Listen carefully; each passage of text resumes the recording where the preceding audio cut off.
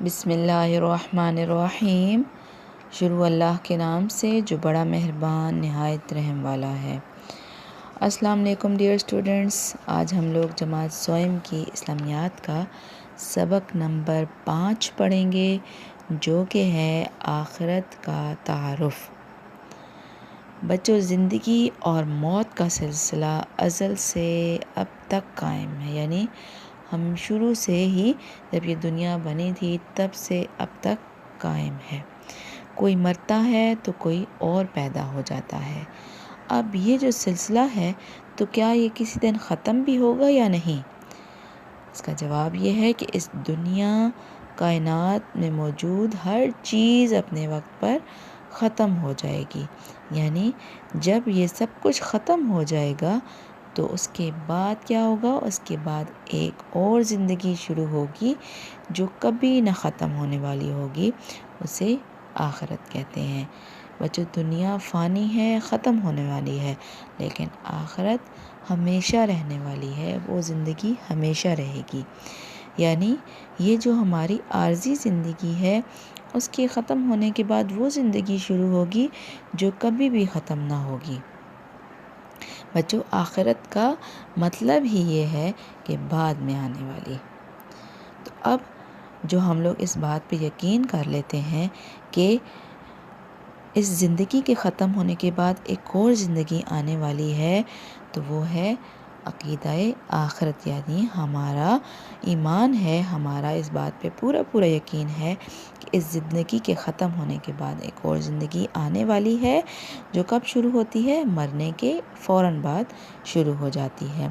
یعنی ہمارا ایمان ہے کہ ہم جتنا بھی جی لیں، جتنی بھی ہم نے زندگی گزار لی، جتنا بھی ہم زندہ رہیں گے، ایک دن ہم نے مرنا تو ہے، اور پھر قیامت کے روز اللہ تعالیٰ کے سامنے ہم نے اپنے اعمال کا حساب دینا ہے۔ اللہ تعالیٰ ہمیں دوبارہ سے زندہ کریں گے اور ہم اپنے اعمال کا حساب دیں گے۔ اس عقیدہ آخرت کے بارے میں قرآن مجید میں بھی ذکر ہے، اور وہ کیا ہے؟ اللہ تعالیٰ فرماتے ہیں کیف تکفرون باللہ وکنتم امواتا فاحیاکم ثم یمیتکم ثم یحییکم ثم الیہ ترجعون۔ ترجمہ ہے اس کا، تم کیسے انکار کرتے ہو اللہ تعالیٰ کا؟ تم بے جان تھے، بس اللہ تعالیٰ نے تم کو زندہ کیا، پھر تمہیں مارے گا، پھر تمہیں زندہ کرے گا، پھر تم اسی کی طرف لوٹائے جاؤ گے۔ یعنی اس زندگی کے بعد اللہ تعالیٰ جب ہمیں مارے گا تو اس کے بعد بھی ہمیں دوبارہ سے اللہ تعالیٰ زندہ کرے گا، اور وہی دن ہوگا آخرت کا دن۔ تو اب ہمارے ذہن میں یہ سوال آتا ہے کہ کیا یہ جو ہم اعمال کر رہے ہیں، کہ اگر اچھے اعمال کر رہے ہیں تو اس کا بھی ہمیں بدلہ ملے گا، اور جو ہم برے اعمال کر رہے ہیں تو اس کی بھی ہمیں سزا ملے گی؟ تو اس کا جواب یہی ہے کہ وہ ضرور ملے گی۔ اور وہ دن کیا ہوگا؟ وہ دن ہوگا جزا و سزا کا دن۔ جزا اچھے کاموں کے بدلے میں جزا، اور سزا برے کاموں کے بدلے میں سزا۔ آخرت کو ذہن میں رکھتے ہوئے ہمیں اپنے ایک ایک عمل کی جزا و سزا کا احساس رہتا ہے۔ ایک سچا مسلمان صرف وہی کام کرتا ہے جس سے اللہ خوش ہو، اور وہ خود کو برے کاموں سے بچاتا ہے۔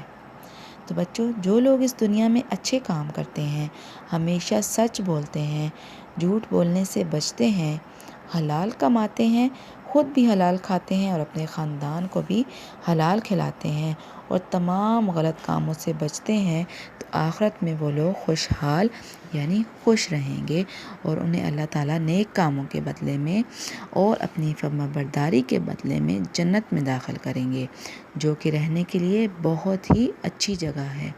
اور وہ لوگ جو اس دنیا میں اللہ تعالیٰ کی مرضی کے مطابق زندگی نہیں گزارتے، غلط کام کرتے ہیں، جھوٹ بولتے ہیں، دوسروں کا حق مارتے ہیں، یعنی حرام کھاتے ہیں، تو بچوں ان کے آخرت میں بہت زیادہ اذیت دی جائے گی، بہت زیادہ ان کو تکلیف اٹھانا پڑے گی، اور ان کو جہنم یعنی آگ میں ڈال دیا جائے گا، اور جہنم رہنے کے لیے بہت ہی بری جگہ ہے۔